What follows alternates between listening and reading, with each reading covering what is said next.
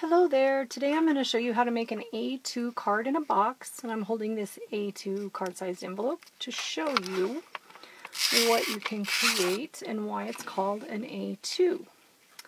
So this is a card in a box made with my dies, and it fits perfectly into the invitation envelope if you want to do it flat, not fluffy. You can see how it all fits right in there. It's all going to fit right into a standard envelope that we all use as card makers, so 4 1/4 by 5 1/2. And just tuck that little flap in. So you can see it fits just like that.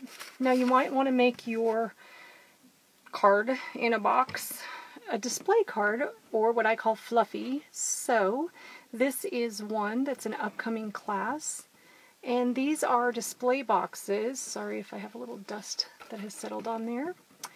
These are little display boxes that will be available on the website in case you want to give it in a box so that it can just be fluffy. You can see that the flowers are all formed as opposed to the flat ones.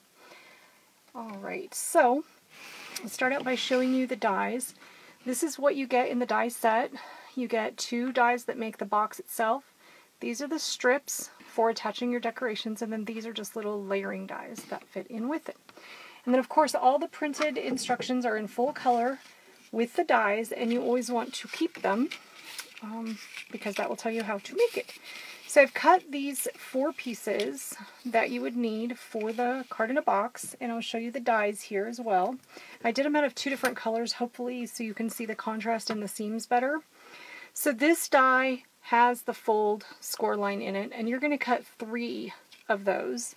And then the other die is the standard straight line die, and you're going to cut 1 of those. And it will show you in the directions how you put flap fold, no fold, flap fold in that order and lay the pieces together. Now I do recommend using a glue, something that is going to get into the paper layers and bond and bind. I did receive the card in a box, the first blue one that I showed you, and I want to say thank you to my friend Cheryl Stapleton in Grants Pass, Oregon, for sending me that sample that she and or her friends made. I think it's a lovely sample. But you do want to glue it together. They did use tape, and when I assembled it into a square, it did pop apart. So I did have to glue it together. So to begin here, we have all of our flaps folded. We have these going backwards, and then all of our tabs coming up, and the tabs are all to the right. So it's very simple to assemble. What you're going to do is you're going to put some sort of dries clear, quick drying glue. I like my glossy accents for this. Try to get, whoops, try to get next to that seam if you can. Alright, make sure that's dry. And what you're going to do is just bump these 2 together, like so, and then fold that flap over like that. Press it down. The less glue you use, the faster it dries. What I love about glossy accents is that I can just push the tip of the bottle right onto the paper, and it will just give me just a little bit. If you get too much, my bottle is getting empty, I need to refill it. You're going to just go ahead and bump these together, flip that flap over, press it down, and just repeat as you go. On that edge, and a line, squish that together. Okay, you can see how quickly the glue grabs. It's not really glue, but I use it as a glue so you can see that our sections are held together. I apologize for any glare there. Okay, I'm going to go ahead and put my pin in my bottle here real quick. I do sell these rust-proof pins. It makes it so much easier than putting your lid on and off and having the lid roll around. Alright, now you're going to need the strips, and I've cut 3 of those. I do assemble it differently, sometimes based on the directions, and I'm going to show you with this one what those strips do. Those are our little guides in the center here that we stick all of our stuff up on. Okay, so there's the little strip die. Looks like that. Cut 3, 4, how many ever you want, 2, whatever you'd like. And then it has the score line so you fold your little tabs back. So I have 3 of these set up. We're going to start here on the second panel, and We're going to put the glossy accents right here on the tab. Okay. And then you're going to bump that tab up against the previous tab here. And I like to come down about 1/8 of an inch or so from the top so that they don't bump up over the level of the box. They're kind of hidden down below. So glue that one down and flip it open. Then we'll put the glue here. I would prefer to work with a more empty bottle of glue than a fuller one, just so it doesn't run out, but I think you can hear the air. It's getting time to refill. I'm going to bump that one up to where that one stops. Press it down.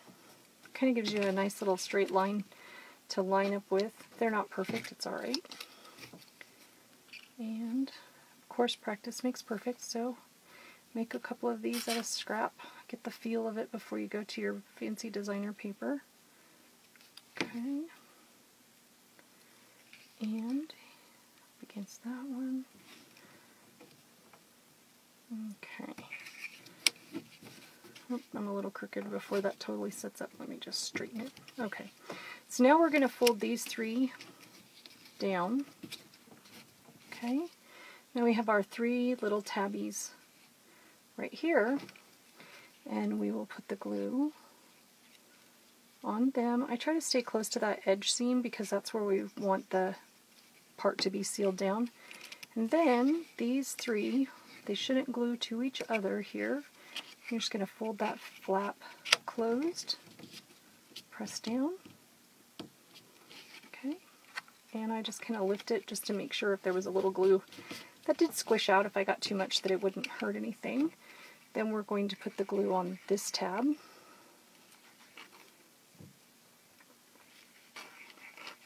Okay. Smear that down. Okay, and hold this flat, fold this one over on top of it, press it down. And you'll know if you got it nice and aligned because you can take it and arch it over this way and flatten it. And if you didn't, this is just kind of a cheat, you can smooth it out so that it just creates that box. Okay, and voila, there is our base for the card in a box. And I'm picky, I can tell right here I didn't get quite enough glue to the edge, so I'm going to squeeze just a little in there. Just kind of check it as you go around and perfect it. Okay, so now this then would fold up flat and go into the envelope. Okay, and I don't have decorations ready, I just wanted to do the basic cut and fold like my other videos with the basic dies. Put my pin in my glue. But you can see here where Cheryl attached, this is the lovely lattice set. It has the flourish, the flowers, the hello, the base for the hello. You can see that the layers were used, and it has the lattice there. So these are connected to those strips down in there. And then to make some of the flowers stick up on their own without being seen, this is transparency plastic strips. So you just use little strips and scraps of whatever clear plastic you have and glue your items to the ends of them, and then it pops up. And when you do decorate it, you kind of make sure that you keep all of your embellishments when it's flat inside the box edges and the box top. So if you want to mail it in an envelope, if you exceed it, like for instance, I think this one, if we fold it, nope, it's perfect both directions. I've done one where I got it where I could only fold it one direction because it wouldn't fit in the envelope because the pieces stuck out. And then again, this one, if you compare, you can see these flowers are flat the way that they come out of the die to mail it, and these have been formed and puffed up, and you can, well, you can't see it. There you go. You can see the layers of strips that are holding it together. Thank you for joining me. I hope you enjoyed the A-2 card in a box, and I'll see you next time.